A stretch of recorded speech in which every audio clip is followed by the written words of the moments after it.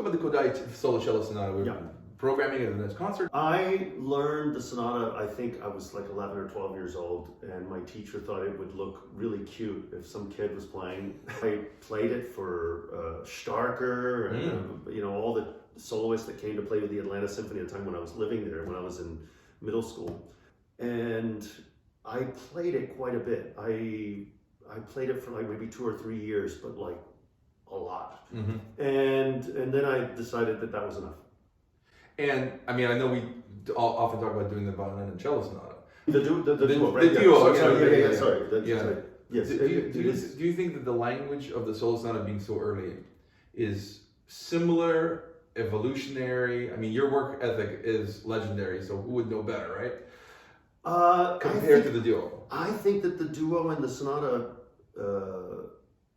is Opus 8. Right. And the duo is Opus 7, maybe? I thought it was later, but it doesn't matter, you know. They're close enough to each other. I thought they came pretty close. Yeah. But yeah, I mean, the language is very similar. He certainly learned a lot by writing one to write the other. Right. What he was able to achieve in the solo sonata with the scordatura. Right. You know, the C and G strings are tuned down a half step. And funny story about that when I started learning it, you know, I was so eager to get into it. Yeah. And I didn't know anything about it. And so I learned the whole piece, went in for a lesson. I think it took me a couple of weeks to like really just kind of start getting my hands around it. I got, you know, and I went into my first lesson and I said to my teacher, I said, you know, I don't really care for this piece. It just doesn't sound right to me. She said, well, play it. And so I played most of the first movement, and she said, well, let me hear a little bit of the second movement. I kind of stumbled over the second movement, and last movement I maybe played half of it. And when I finished, she was just sitting there looking down, and I couldn't tell if she was crying or laughing or about to explode and let me have it.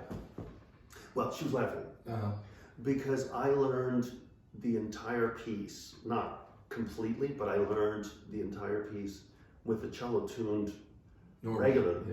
Yeah. I didn't know what that meant, that little scordatura thing that they put in.